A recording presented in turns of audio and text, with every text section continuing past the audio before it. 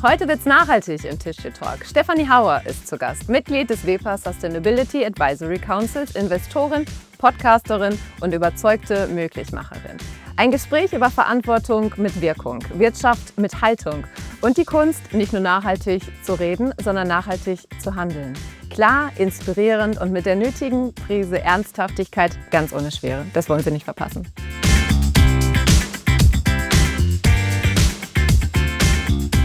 Stefanie, herzlich willkommen. Wie schön, dass du dir Zeit genommen hast für unseren Tischchen Talk. Wie schön, dass wir sprechen können. Ja, sehr schön. Du bist eines der Gesichter des WEPA Sustainability Advisory Councils. Ganz ehrlich, Stefanie. Als die Anfrage kam, was hast du damals gedacht? Was war der erste Impuls?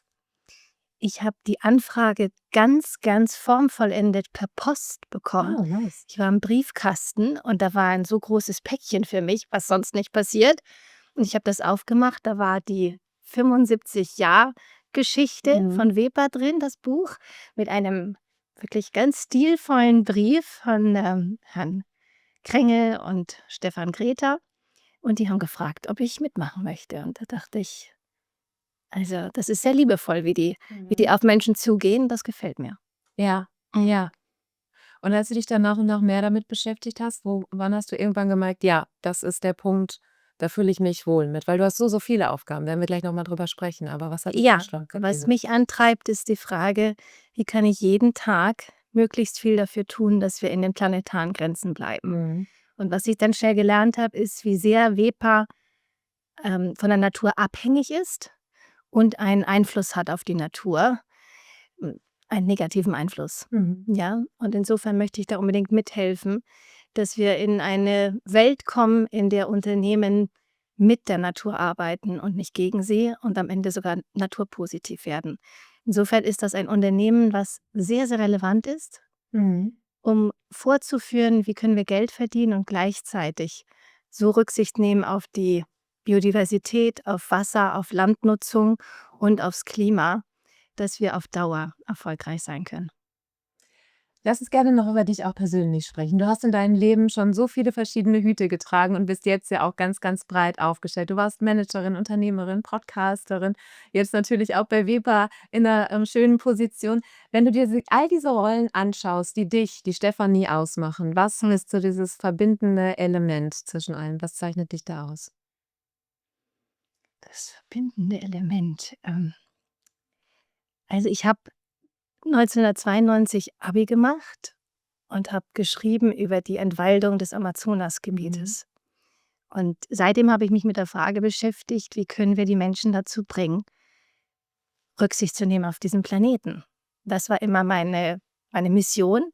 Und zunächst habe ich gedacht, es ist richtig, die Menschen aufzuklären.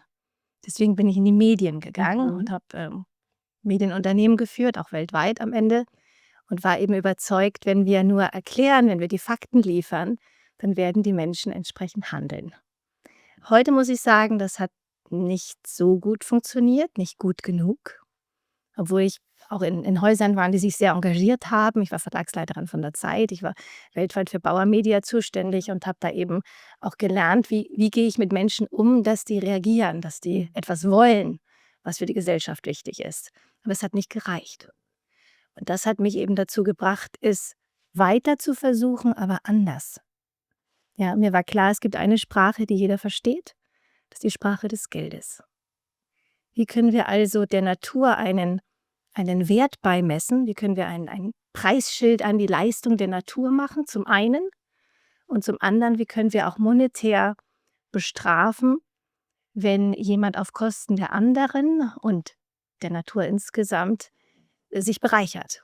Ja, also das ist im Grunde der Makel am Kapitalismus, dass wir Kosten externalisieren, dass wir verantwortlich sind für etwas, aber nicht die Verantwortung übernehmen. Ja, wenn du zum Beispiel mit Freunden eine WG hast und ihr teilt euch eine Küche, erwartet jeder, dass du die Küche aufräumst, nachdem du sie benutzt hast, damit jeder andere sie wieder nutzen kann. So simpel ist das. Ja. Und insofern ist das immer meine Mission gewesen. Wie kann ich die Gesellschaft erreichen? Wie kann ich nicht nur ein Unternehmen führen, sondern ein System verändern, hinterfragen und mit allen Beteiligten, in dem heutigen Fall sind das die Lieferkettenpartner zum Beispiel oder die Politik, gemeinsam am System arbeiten, so sehr, dass wir das System auch erneuern, Ja. wo es nötig ist. Gab es in deiner Geschichte einen so 'n Aha-Moment, so 'n Schlüsselerlebnis, nachdem du dann gesagt hast oder wo du im Nachhinein Ja. weißt, das war der Moment, wo dieses Feuer so richtig entfacht wurde? Also, ich wusste immer, wir haben hier eine tickende Zeitbombe. Ganz am Anfang in den 90ern noch, da dachte ich: „Jetzt kommen Bill Clinton und Al Gore und dann wird alles gut." Muss ich dir nicht erklären, wie die Geschichte weitergegangen ist. Also, immer wieder Hoffnung und auch Enttäuschung, dass das Offensichtliche nicht gemacht wird. Und ich hatte aber das Gefühl, wenn ich eben diese Aufklärungsarbeit leiste, dann ist das schon mal ein guter Beitrag. Und wenn ich Unternehmen so führe, dass sie das machen können, auch 'ne demokratische Arbeit hier leisten, das sehen wir heute mehr denn je, wie wichtig Medien sind, um die Demokratie zu ermöglichen. Und dann war ich eben zum ersten Mal in meinem Leben für eine weltweite Unternehmung verantwortlich. Das war Bauer Media und da haben Anfang 2020 meine Kollegen aus Kalifornien angerufen und gesagt: „Wir können nicht arbeiten, die Wälder brennen." Und dann haben die Kollegen in Australien sich gemeldet und gesagt: „Wir können nicht arbeiten, der ganze Kontinent brennt." Das war damals der schlimmste Waldbrand in der Geschichte des Planeten, Ja. ja? Und da war mir klar, ich, mache die Dinge richtig, für die ich auch eingekauft und bezahlt wurde, aber ich mache nicht die richtigen Dinge. Es gibt heute Wichtigeres zu tun, als sich zu fragen: „Wie kann ich noch mehr Geld verdienen?" Sondern wir müssen verdammt noch mal lernen, wie kann ich ein Unternehmen führen, ohne hier Probleme zu lösen und dort noch viel mehr und nachhaltig relevante Probleme zu schaffen.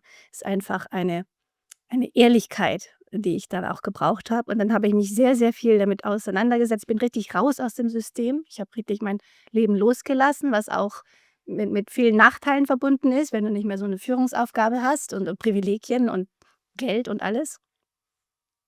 Und habe von draußen drauf geguckt und ich habe 2 Dinge festgestellt. Und das eine ist, die Lage ist noch viel schlimmer, als ich dachte, obwohl ich, meine ich, die besten Medien dazu mal gelesen habe. Wir sind sehr viel näher an den Kipppunkten oder schon in den Kipppunkten. Und gerade in den letzten 2 Jahren sehen wir, wie das, eskaliert, wie die Natur an Resilienz verliert. Und das andere, was ich gelernt habe und was auch komplett unterbelichtet ist, es gibt wunderbare Lösungen. Und das hat mich auch sehr geärgert, dass ich das nicht wusste Mhm. und dass wir das nicht wissen. Und deswegen beschäftige ich mich sehr mit der Frage, in welche Firmen kann ich investieren, als Investorin, die ich bin, wo wir sehen, die kümmern sich um wahnsinnig relevante Aufgaben, aber sie kriegen viel zu wenig Aufmerksamkeit und Kapital. Ich gebe dir ein Beispiel, es gibt diese SDGs, diese Nachhaltigkeitsziele und das Ziel der Ozeane Mhm. ist das SDG mit dem wenigsten Kapital.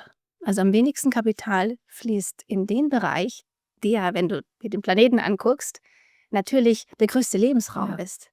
Ja, und diese Widersprüche, dass wir in den Medien, in der Öffentlichkeit, in unserem Privatleben über viele Themen sprechen, die völlig irrelevant sind für unser Überleben und manche sehr wichtige und auch wunderbare Dinge nicht kennen oder ignorieren. Ja, das ärgert mich und das treibt mich an, da immer wieder die Hand zu heben und zu erklären. Also, du kannst mich fragen zu allen, Betriebsprozessen.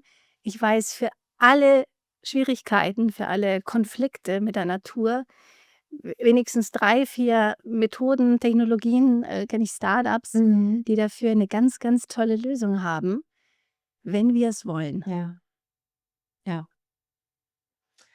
Jetzt, wenn ich dich schon so sprechen höre und dafür bist du ja auch bekannt, die Wahrheit auszusprechen, auch wenn die vielleicht unbequem ist, weil Wahrheit kann auch manchmal wehtun. Ja. Wie wichtig ist es genau in diesem Kontext, dass du, zum einen diese unbequemen Wahrheiten aussprichst, aber halt auch 'n Verbindungsglied halt herstellst? Wie schaffst du da diese Balance, diesen Spagat? Schaffe ich nicht. Ist auch ist unmöglich, das zu schaffen.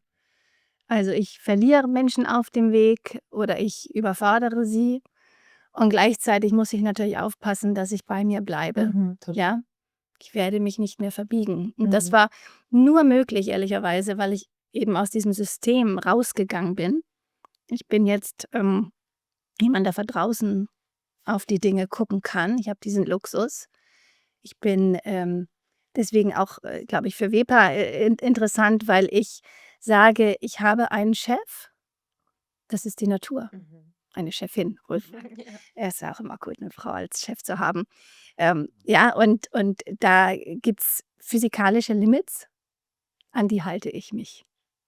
Und versuche das eben immer natürlich wieder mit den Realitäten in der Politik, in der Wirtschaft zu verbinden.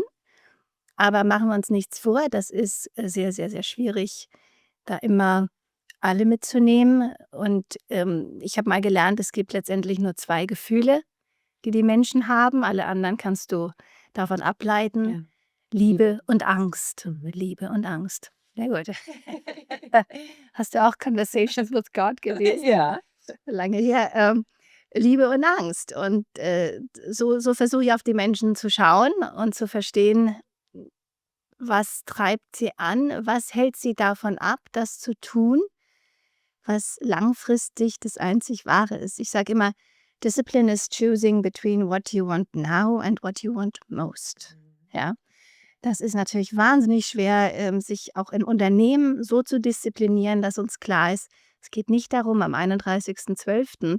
den Gewinn maximiert zu haben und nach mir die Sintflut, sondern gerade zum Beispiel in einer familiengeführten Firma wie hier, wo auch schon die nächste Generation bereitsteht, was ja großartig ist, zu sagen, wir wollen Gewinn maximieren über Jahre, Jahrzehnte, vielleicht noch viel länger.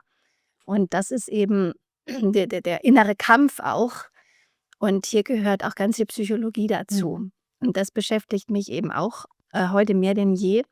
Wie können wir eigentlich uns einfühlen in die Entscheider oder in die Konsumenten? Das Wort Nachhaltigkeit ist ein sehr, sehr schwieriges. Und was wir bis vor kurzem noch dachten, du machst ein Label auf das Produkt, das ist jetzt grün und alle lieben es und kaufen es dafür, glaube ich, können wir schon sagen, das funktioniert nicht. Darf ich ein Beispiel vielleicht bringen? Ich finde, das macht er so schön deutlich. Es gibt die Firma Frosch, die machen diese umweltbewussten Putzmittel zum Beispiel.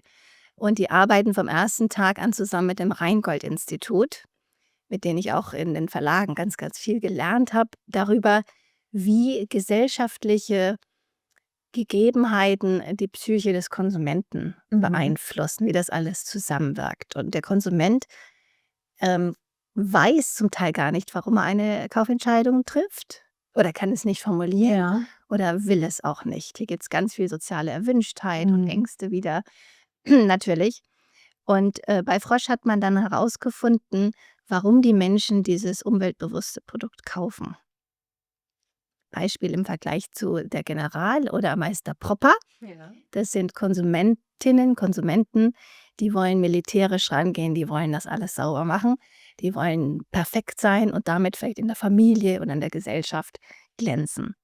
Der Käufer von Frosch überlegt sich, ja unbewusst, denke ich mal, wenn ich jetzt sowieso einen Beitrag leiste für die Gesellschaft, indem ich nämlich umweltbewusst agiere, dann muss ich nicht mehr so sorgfältig putzen. Ja, also das sind so, da kommst du nicht drauf als Hersteller, dass die Konsumenten eine Hidden Agenda haben.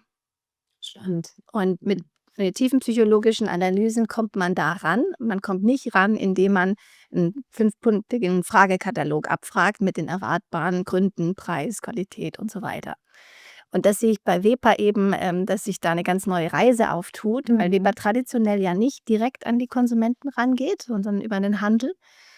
Und Hygienepapier ist nun ein sehr, sehr intimes Produkt, ja, sehr vielleicht auch tabu behaftet oder so. Also es ist nichts, was man direkt abfragen kann bei Menschen. Sie sind sich selbst über viele Zusammenhänge gar nicht bewusst, gar nicht im Klaren.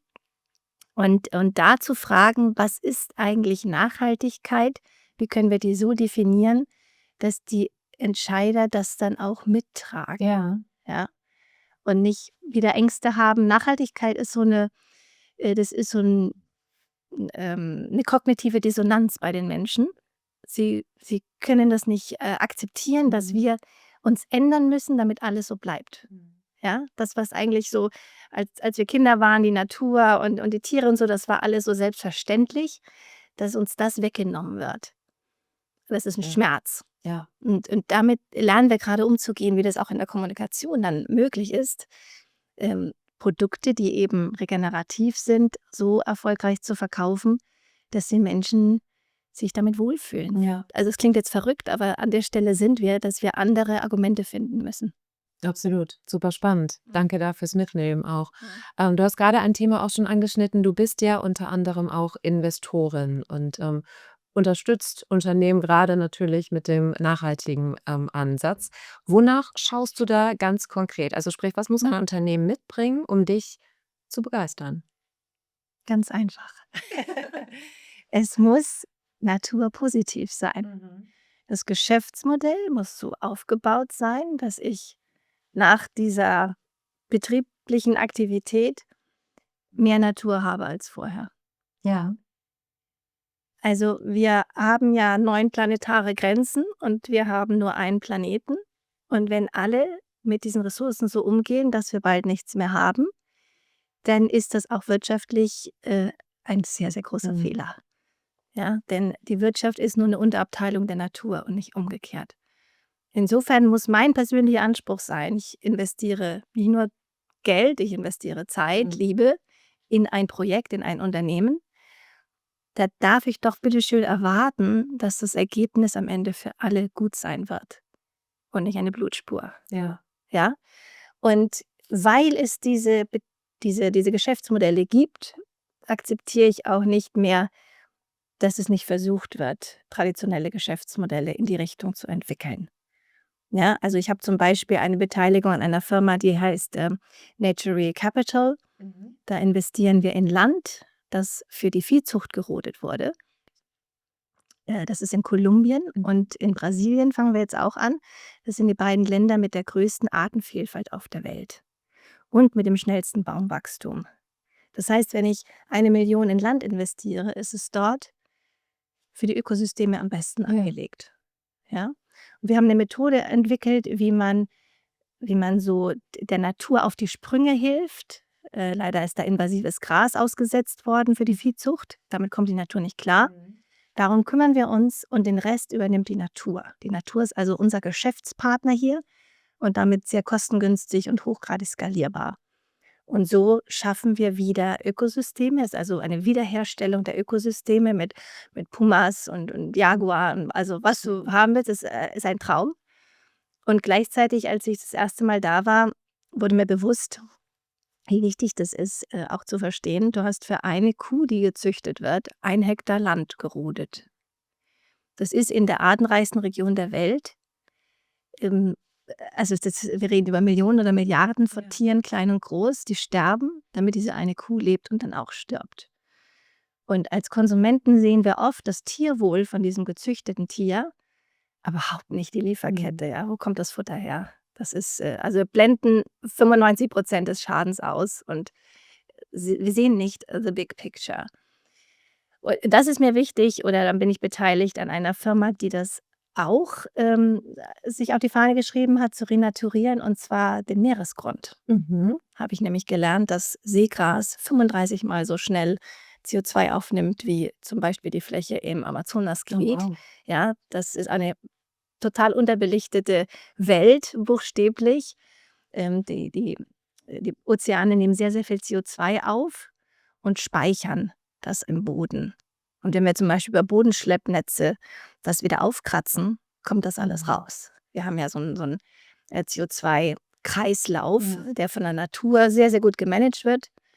60 Gigatonnen werden jedes Jahr von der Natur ausgegeben, durch Verwitterung zum Beispiel, aber auch wieder eingenommen. Und wir kommen jetzt und packen dann nochmal 50 Gigatonnen drauf und bringen das Gleichgewicht komplett aus dem Trott. Und damit beschäftige ich mich aber auch mit ein paar originelleren Firmen, finde ich. Zum Beispiel eine, die heißt Inversa Leathers. Die widmet sich dem Thema invasive Arten. sehr, sehr, sehr relevant. Zum Beispiel die Python-Schlange in den Everglades macht alles platt. Die gehört da nicht hin, die wird nicht als Feind erkannt. Die hat auch keine Feinde.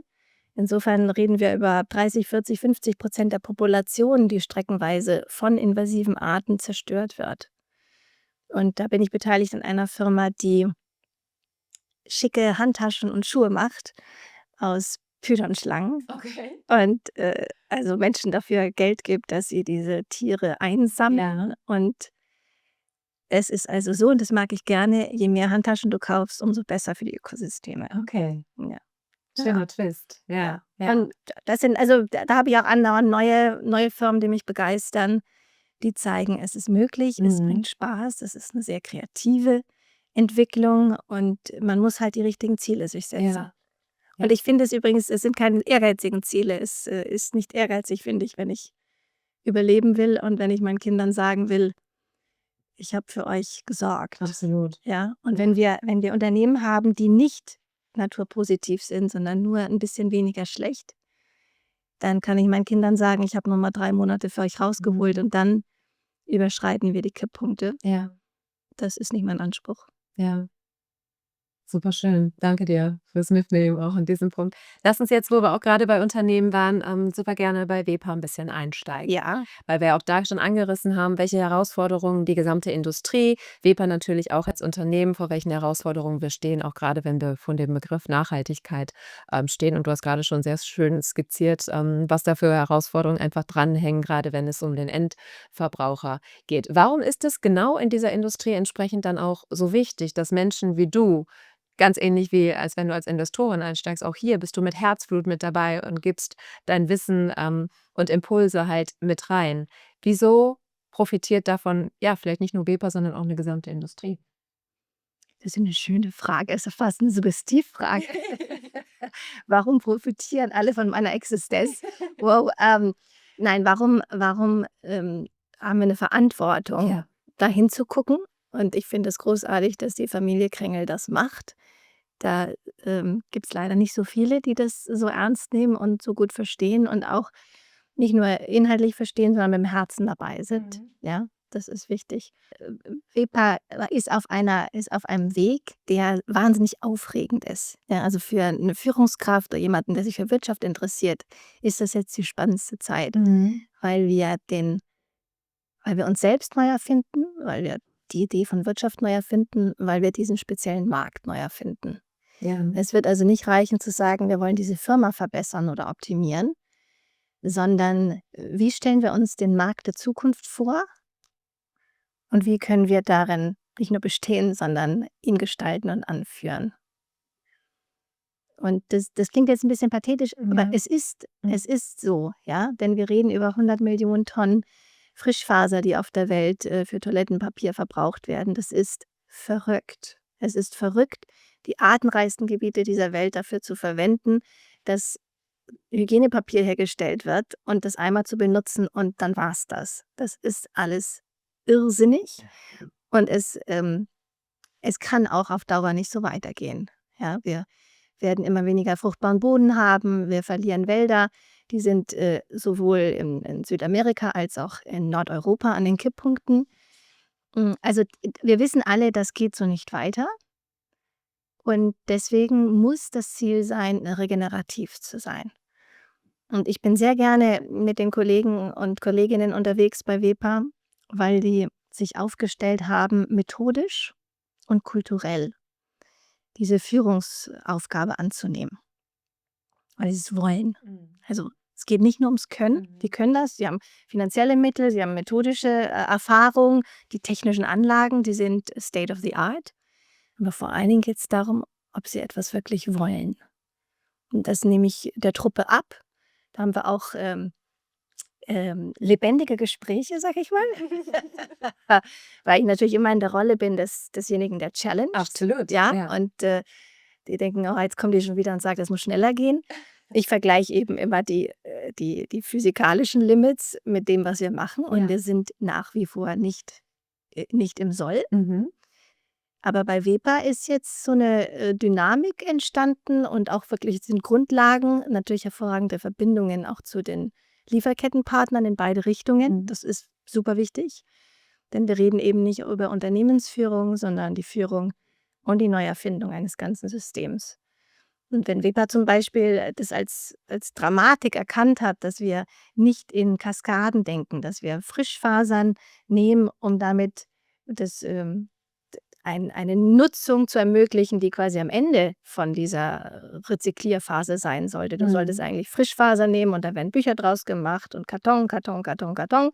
Und nach 17 Mal rezyklieren kann man meinetwegen Toilettenpapier daraus machen. Das hat die Welt noch nicht verstanden. Ja. Insofern wird es eine politische, eine kommunikative, eine unternehmerische Herkulesaufgabe sein, die Partner alle vor sich herzutreiben. Und das geht nur mit Geduld und Liebe. Absolut, Ja. absolut. Ja, schön, dass du Und, uns auf dem Weg begleitest. und da eben auch alternative Methoden zu finden. Es gibt Projekte, wo wirklich neue Materialien entstehen, die auch die Wertschöpfung hier in Europa haben werden. Finde ich wahnsinnig wichtig, die Abhängigkeit von Lieferketten da zu reduzieren und damit den Markt besser zu kontrollieren. Ja, wir gehen davon aus, dass wir viele, viele Naturrisiken haben werden in Zukunft. Und ich hatte gestern in unserer Runde gesagt, eigentlich ist das Wort Naturrisiken nicht richtig gewählt, denn es gibt ein Risiko, dass ich vom Bus überfahren werde, aber es gibt kein Risiko, dass wir immer weniger Wasser haben, dass wir immer weniger fruchtbaren Boden haben und dass wir immer mehr Trockenheit haben werden. Das ist kein Risiko, das ist gesetzt. Und in dieser neuen Realität muss es einen Markt geben, der regenerativ ist, der kreislauffähig ist und auch in Kreisläufen arbeitet. Und es sind 2 Kreisläufe, möchte ich mal betonen. Es ist das Material, was du immer wieder verwenden musst. Also es geht nicht darum, Material der Erde zu entziehen und es dann wegzuwerfen. Die Natur kennt keinen Müll. Sondern es geht darum, Material immer und immer wieder zu rezyklieren. Und dann gibt es einen anderen Kreislauf, der leider noch total unterbelichtet ist. Und das ist der Kohlenstoffkreislauf. Ja, ich bin im Vorstand vom Verband für negative Emissionen. Sowas gibt es in der Tat. Da haben wir 60 Firmen in Deutschland, die jetzt auch mit der neuen Bundesregierung zusammenarbeiten, um klarzumachen, es ist erstens mal überlebenswichtig, dass wir auch entfernen, naturbasiert und technologiebasiert. Und zum Zweiten ist es eine riesige wirtschaftliche Chance. Also bei den technologiebasierten Methoden, um CO2 zu entfernen, sind die Deutschen weltweit führend. Ja, das wissen auch die wenigsten. Da gibt's noch nicht viele Firmen, die sind auch von Volumen her noch nicht so spruchreif. Aber die Deutschen haben da wahnsinnig gute Kompetenz. Und das finde ich auch immer interessant. Wo kommen eigentlich die neuen Märkte her? Und dann gibt es natürlich naturbasierte Möglichkeiten, um CO2 zu entfernen. Da sind wir wieder bei den Wäldern. Ja. Und auch das muss für Weber einen ganz hohen Stellenwert haben. Wie können wir den Kohlenstoffkreislauf respektieren, so wie er sein soll? Da gibt es ganz viel zu lernen und in jedem Betriebsprozess hast du Möglichkeiten zu reduzieren und zu entfernen. Ja. Mhm. Deine persönlichen Erwartungen, Hoffnungen vielleicht, die so mitschwingen, wenn du dich jetzt auf den Weg gemacht hast mit diesem gesamten Council, mit dem Sustainability Advisory Council. Was schwingt da für dich persönlich als Erwartung mit auf dem Weg? Dass wir eine Menge Spaß haben miteinander. Ja. Möchte ich mal Ich glaube, das hat möchte ich mal dringend betonen. Das ist einfach toll, mit Menschen zusammenzuarbeiten, die in dieselbe Richtung gucken, die das Gleiche wollen, die Verantwortung übernehmen. Also wir hatten gerade eine Runde dazu, sowohl mit Vorstand als auch mit Aufsichtsrat. Und das bringt einfach sehr viel Freude. Ja, Ich glaube, das ist schon mal was wert. absolut. Und wir hatten vor 2, 3 Monaten ein Treffen und jetzt heute wieder. Und da sehe ich schon, wie wir zusammenwachsen und wie nicht nur geredet wird, sondern auch erste Ergebnisse da sind und ein neues Denken überall zu finden ist und wie wir voneinander lernen. Und das halte ich für eine sehr, sehr vielversprechende Kombination, dass wir in diesem erweiterten Team Menschen haben, die konkret verantwortlich sind für das Operative, die auch beteiligt sind an der Firma. Und dann Menschen, die unabhängig denken können und sagen können, was wichtig ist. Ja, und natürlich wird es da auch, da gibt es eine Polarisierung. Ja, die einen sind die jungen Wilden und die anderen sagen, hey, ich muss aber morgen meine Gehälter bezahlen. Und dazwischen finden wir uns. Und das ist eben so ein neues Miteinander, was ich sehr schätze. Ja, super wertvoll, auf jeden Ja. Fall. Ja. Und mein eigentliches Ziel, dass Wepa Natur positiv wird, das ist natürlich noch in etwas weiterer Ferne. Aber ich finde, wir sind schon gut vorangekommen. Schön. Ja, da muss ich sehr viel mehr Geduld aufbringen, als ich eigentlich habe. Ja, ihr habt ja auch, bei Wepa habt ihr auch so lange Investitionszyklen, ja, und die Maschinen sind so wahnsinnig teuer und so, da kannst du nicht von heute auf morgen alles verändern. Auch die Handelspartner haben ihre Systeme, in denen sie existieren aber ich glaube, das wird was. Wow, das ist sehr, sehr schön. Lass uns einmal noch mal gemeinsam träumen. Wir stellen uns jetzt vor, wir haben 2030, also noch ein bisschen Puffer bis dahin. Und was hat sich bis dahin verändert? Weil Menschen wie du mit Wepa und auch andere Unternehmen losgegangen sind und gesagt haben: „Wir machen das jetzt.“ Was kann sich bis dahin verändern? Das ist eine schöne Frage und eine wichtige Frage, die habe ich gestern auch gestellt. Wir brauchen dringend Zielbilder. Ja. Visionen, wenn du so willst. Das ist etwas, was, glaube ich, der Gesellschaft insgesamt gut tun würde, sich mal vorzustellen, dass das Beste noch kommt. Ja?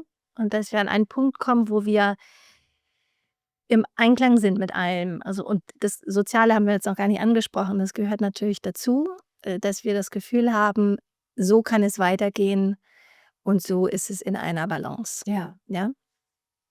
Und ob das 2030 ist, kann das nicht genau benennen. Ich habe ja keine Glaskugel. Aber wir werden zwei Entwicklungen sehen. Zum einen wird die Situation auf diesem Planeten sich noch weiter verschärfen. Also wir sind ungefähr seit 2 Jahren in einer exponentiellen Entwicklung, was die Erderhitzung betrifft. Es ist außer Rand und Band, muss ich leider sagen. Das Lineare, was wir lange hatten, scheint nicht mehr zu funktionieren, weil eben die Erde es nicht mehr abfedern kann. Die Ozeane müssen zum Beispiel 90% der Extrahitze aufnehmen und die können das nicht mehr. Wir sehen also, wir können das nicht mehr so ausgleichen wie bisher. Das heißt, es wird da eine Dramatik kommen und deswegen müssen wir auf der anderen Seite, auf der Seite der Lösungen, auch exponentiell arbeiten. Und exponentielles Denken ist etwas, was uns als Menschen immer schwerfällt. Man kann sich vielleicht nicht vorstellen, dass nach 77 Jahren eine Firma wie Wepa plötzlich nochmal völlig andere Marktanteile und Umsatzkurven haben wird. Aber es wird so kommen, weil es so kommen muss. Ja, weil es sich rumsprechen wird, dass das verrückt ist, aus Frischfasern Toilettenpapier zu machen und dass es möglich ist, diese Kaskade von Rezyklierung zu Ende zu denken, so dass alle die beste Lösung finden. Ja, das wird möglich sein. Ja. Und dann ist Wepa, ja, ich stelle mir also wenigstens vor, dass Wepa Europamarktführer ist und mit anderen Handelspartnern an einem Strang zieht und dadurch auch den Wettbewerbern zeigt, es ist möglich und einen neuen Standard setzt. Denn es wird nur einen regenerativen Markt geben, der ein dauerhafter Markt sein wird. Das andere System ist endlich. Absolut. Perfektes Schlusswort. Ich danke dir. Danke für deine Zeit, für diese spannenden Einblicke und für dieses inspirierende Gespräch. Euch weiterhin viel Freude und Erfolg mit und bei Wepa. Danke dir.